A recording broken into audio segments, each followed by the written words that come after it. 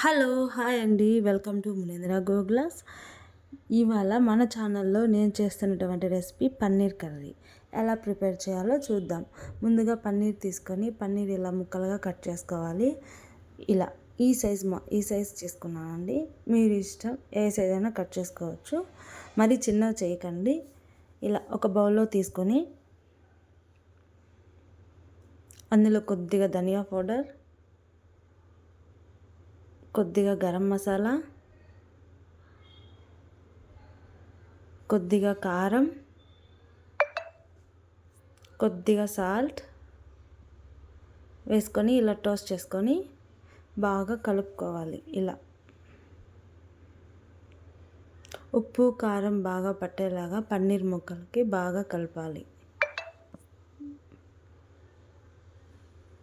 Next stove వెలిగించి pan పెట్టి అందులో ఆయిల్ వేసి హీట్ అయ్యాక ఇలా పన్నీర్ ముక్కలు వేసి బాగా ఫ్రై చేసుకోవాలి. మీడియం ఫ్లేమ్లో మాత్రమే పెట్టి ఫ్రై చేసుకోవాలండి. నెక్స్ట్ ఇలా ఫ్రై చేసుకున్న తర్వాత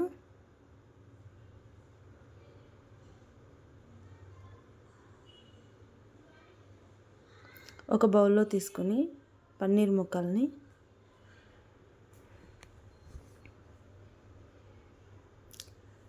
అదే ప్యాన్లో ఆయిల్ ఉంటుంది కాబట్టి ఒక 3-4 ఆనియన్స్ తీసుకొని కట్ చేసుకొని ఇలా వేయించుకోవాలి.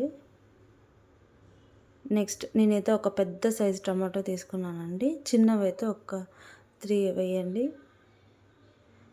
బాగా వేయించుకొని ఇలా వేగాలి. ఇలా మెత్తగా వేగాక ఒక మిక్సర్ జార్ తీసుకొని అందులో వేసి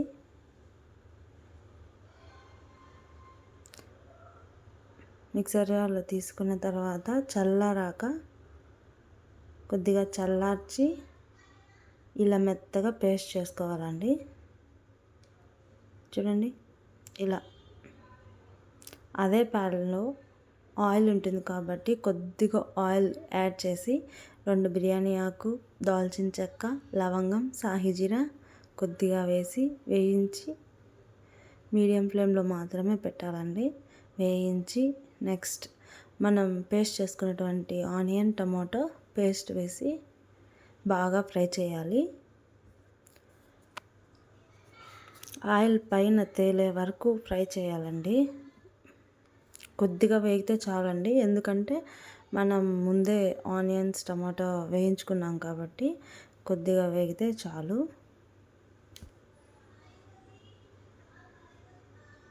అందులోనే కొద్దిగా కారం, స్పైస్ మీకు ఎంత కావాలో అంత వేసుకోండి.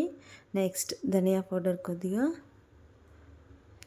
కొద్దిగా గరం మసాలా, సాల్ట్ వేసి బాగా కలుపుకోవాలి. ఇందులో అల్లం పేస్ట్ వేయాలండి. సారీ, నేను మర్చిపోయాను, స్కిప్ చేశాను.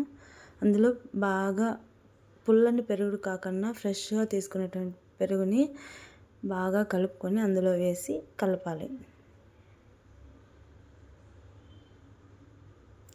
చూడండి ఇలా ఆయిల్ పైన తేలే వరకు సిమ్లో పెట్టి మూత పెట్టి బాగా ఫ్రై చేశానండి. నెక్స్ట్ తగినన్ని వాటర్ పోయాలి.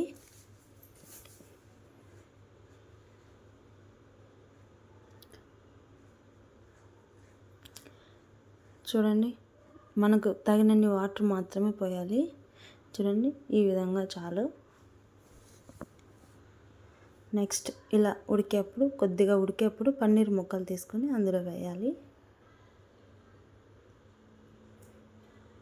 ముక్కలు బాగా ఉడకాలి కదండి. ముక్కలు అంటే చికెన్ మటన్ కాదండి, పన్నీర్ ముక్కలు.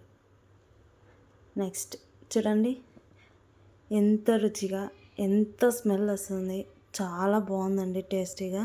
కొద్దిగా లాస్ట్లో కస్తూరి మేతి వేసి, కస్తూరి మేతి లేకపోతే ఇంట్లో అవైలబుల్గా లేకపోతే కొద్దిగా లైట్గా మెంతిపొడి వేయండి. లాస్ట్లో కొత్తిమీర చల్లుకొని దించేసుకోవాలి. మీకు నచ్చినట్టయితే లైక్, షేర్, సబ్స్క్రైబ్ చేయండి.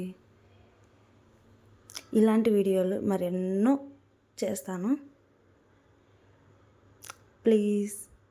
Thank you for watching.